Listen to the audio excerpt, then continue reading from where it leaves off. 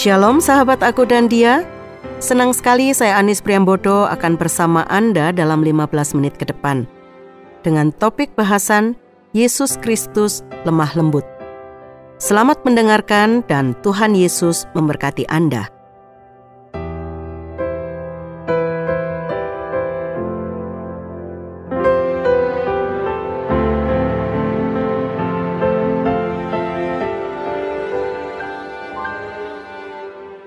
Sahabat Aku dan Dia, dituliskan dalam Alkitab sebuah pengakuan bahwa Yesus Kristus lemah lembut. Pengakuan ini membuat orang beriman sering menghubungkan kelemah lembutan Yesus Kristus dengan kemampuannya untuk menderita aniaya tanpa melawan. Hal ini memang tidak salah. Namun perlu kita ketahui lebih luas lagi mengenai definisi kelemah lembutan itu sendiri, dari sekedar tidak melawan, sebab mungkin banyak dari orang Kristen saat ini yang masih keliru memahami kata kelemah lembutan dalam Alkitab. Dasar firman Tuhan terdapat dalam Matius 11 ayat 28-30. Marilah kepadaku, semua yang letih lesu dan berbeban berat, Aku akan memberi kelegaan kepadamu. Pikulah kuk yang kupasang dan belajarlah padaku, karena aku lemah lembut dan rendah hati, dan jiwamu akan mendapat ketenangan. Sebab kuk yang kupasang itu enak dan bebanku pun ringan. Saya akan memberikan beberapa pendapat tentang kelemah lembutan. James Strong dalam bukunya Strong's Exhaustive Concordance of the Bible mendefinisikan 3 bentuk kelemah lembutan, yaitu 1. Penuh penguasaan diri dan tidak cepat menyerang atau membalas. Sebagai gambaran dari bentuk yang pertama ini, saya mau mengajak kita untuk belajar dari kisah hidup Yusuf anak Yakub. Ia dibenci saudara-saudaranya, dibuang ke sumur, kemudian dijual ke Mesir. Tapi Yusuf meresponnya dengan menunjukkan sikap yang tidak cepat menyerang atau membalas. Sampai ia menjadi menteri sekalipun, ia juga pernah digoda istri Potifar untuk berbuat zina. Tapi ia tetap menunjukkan penguasaan diri untuk menjaga kesucian tubuhnya. 2. Cara berpikir yang rendah hati. Contoh yang sederhana dari bentuk kedua ini dapat kita pelajari dari salah seorang penyamun yang disalibkan bersama Yesus Kristus. Ia menunjukkan cara berpikir rendah hati yang dikuasai roh. Bukti yang nampak dari cara berpikirnya adalah di saat ia menasehati seorang penyamun yang lain. Tidakkah engkau takut juga tidak kepada Allah?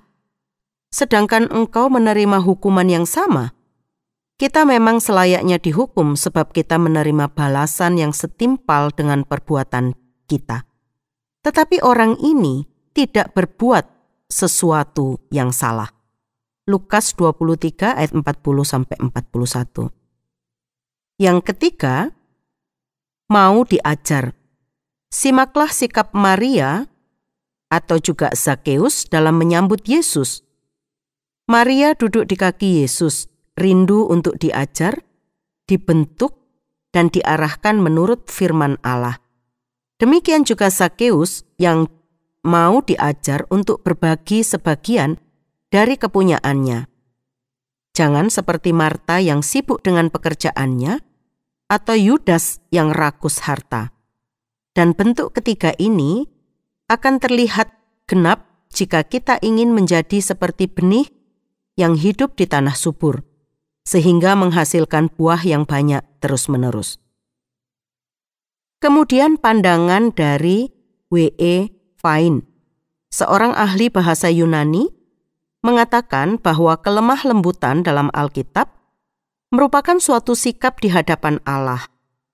Ketika kita menerima perlakuannya terhadap kita sebagai kebaikan, dan kita tidak menolak atau melawannya, kita melihat hal itu dalam Yesus yang melakukan kehendak Bapanya dengan penuh sukacita. Selanjutnya, Vine berkata bahwa kelemah lembutan yang diperlihatkan Tuhan dan diberikan kepada orang percaya ini adalah hasil dari kuasa. Tuhan itu lemah lembut, karena Dia memiliki sumber daya tak terbatas dari Allah yang dapat dipergunakannya. Yesus bisa saja memanggil para malaikat dari surga untuk mencegah penyalibannya. Yesus berkata kepada para pengikutnya yang letih lesu dan berbeban berat, "Pikulah kuk yang kupasang dan belajarlah padaku, karena aku lemah lembut dan rendah hati, dan jiwamu akan mendapat ketenangan." Matius 11 ayat 29. Dialah teladan sempurna dari kelemah lembutan. Sebagai Sang Guru, Yesus Kristus memerintahkan kepada setiap orang yang letih lesu dan berbeban berat untuk belajar dari dirinya yang lemah lembut. Belajar dari Kristus berarti juga kita harus belajar mengenal Kristus.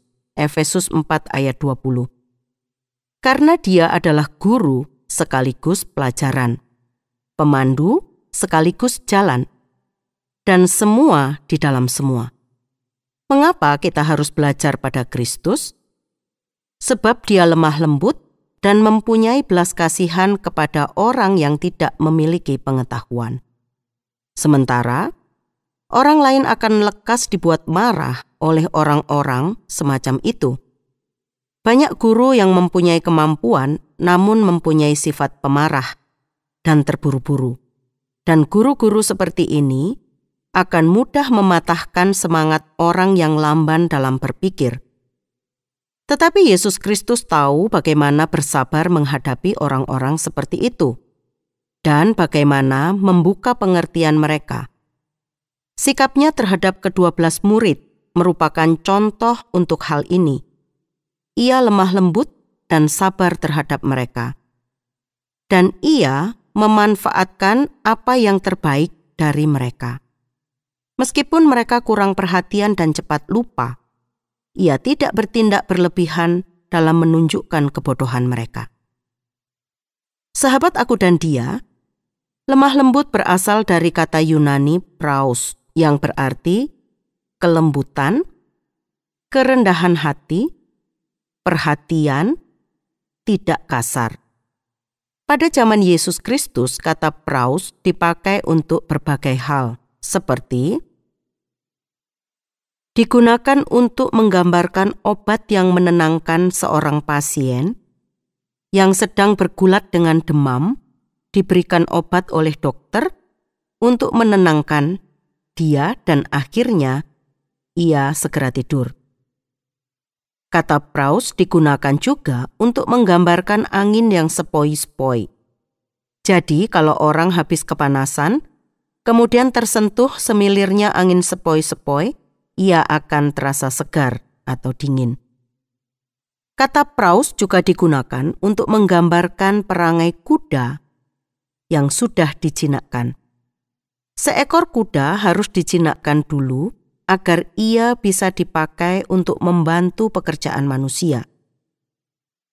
Dapat dijadikan sebagai gambaran kelemah lembutan, kuat tetapi taat kepada kekang, dan menggunakan kekhawatirannya sesuai dengan perintah penunggangnya. Sahabat, dikatakan juga bahwa kata praus terletak di antara marah yang berlebihan dan tidak pernah marah. Jadi orang yang praus bukannya tidak pernah marah, juga bukan marah yang berlebihan, tetapi selalu marah pada saat yang tepat. Ia bisa mengendalikan kemarahannya, lalu melepaskan pengampunan kepada orang yang menyakitinya. Praus mengandung arti rendah hati. Meluapkan amarah merupakan hal wajar. Namun terkadang emosi yang terlalu meluap buat kita akan jadi tidak terkendali. Perasaan marah sebenarnya dikarenakan adanya pikiran negatif terhadap suatu hal. Pikiran itu terus berkelanjutan sehingga tidak bisa mengontrol diri. Inilah yang salah, yaitu tidak bisa mengendalikan. Orang seperti ini harus memiliki kesabaran yang ekstra. Bukan hanya marah yang harus dikendalikan, namun nafsu, keinginan yang berlebihan dan keinginan yang tidak terkontrol. Kita harus dapat mengontrol keadaan, bukan dikontrol oleh keadaan. Yesus pernah marah, tapi dia tahu di mana dan kapan ia harus marah, bukan gampang marah. Ia rela diperlakukan dengan tidak adil oleh orang Yahudi, namun dia tetap sabar. Lemah lembut bukan berarti lemah tidak berdaya. Lemah lembut juga bukan hanya mengalah dan mengalah. Menciptakan kedamaian semu meskipun harus menekan perasaan. Sebaliknya, mereka yang memiliki kelemah lembutan memiliki kekuatan atau power dari Tuhan dan mampu menggunakan sesuai dengan waktu dan tempat. Mereka bukan keledai yang dianggap dungu, tetapi orang yang hidupnya dikendalikan Roh Kudus. Bagaikan kuda yang sudah dilatih, kekuatannya mereka dapat dikendalikan dan digunakan sesuai dengan waktu dan situasi. Lemah lembut dalam bahasa Inggris meekness tidak selalu tampil lemah atau lembut dalam pengertian secara umum. Kelemah lembutan sering hadir dalam sosok seorang pemimpin yang tegas dan berwibawa, seperti Musa. Alkitab mencatat, adapun Musa ialah seorang yang sangat lembut hatinya, lebih dari setiap manusia yang ada di atas muka bumi. Bilangan 12 ayat 3. Seperti Yesus, Musa tidak pernah segan menegur orang yang berbuat salah.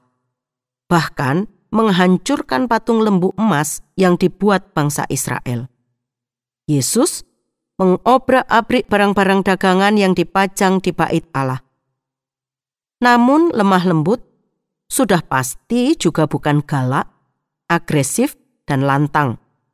Suka memotong pembicaraan atau mendominasi tanpa memperhatikan perasaan orang lain.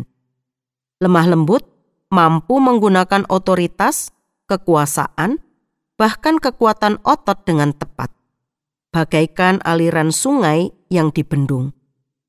Roh penolong akan memberikan hikmat kepada kita untuk mengendalikan kekuatan diri kita, untuk dapat dihadirkan dalam bentuk dan kemasan yang pas, tidak menghancurkan atau menjatuhkan orang lain, tetapi kadang mengoreksi, menguatkan, bahkan membangun orang lain. Kamus Besar Bahasa Indonesia memberikan definisi lembut sebagai baik hati atau halus budi bahasanya, tidak bengis, tidak pemarah. Sudahkah kita memiliki kelemah lembutan di dalam hati dan hidup kita? Tuhan ingin kita menjadi pribadi yang lemah lembut. Mengapa demikian? Karena Tuhan kita adalah pribadi yang lemah lembut. Kelemah lembutan harus menjadi karakter dalam hidup kita. Hal ini sesuai dengan perintah Tuhan. Sahabat aku dan dia, kita yang mengaku percaya kepada Tuhan Yesus Kristus adalah seorang murid yang harus taat kepada Sang Guru. Untuk itu, kita harus hidup terus-menerus belajar kepada Yesus Kristus yang lemah lembut, yang tidak membalas kejahatan dengan kejahatan.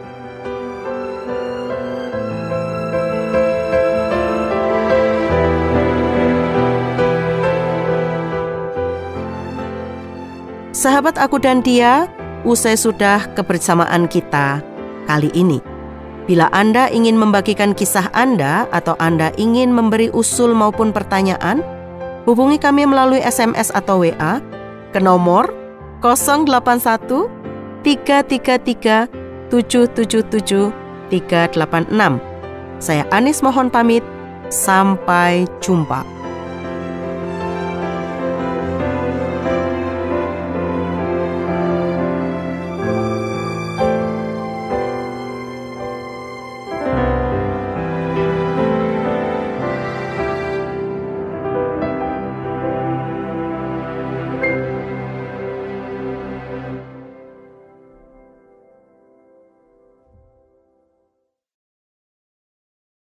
Terima kasih Anda sudah mengikuti program kami. Jika Anda diberkati, jangan lupa like, komen, dan share supaya Anda tidak ketinggalan setiap program terbaru kami.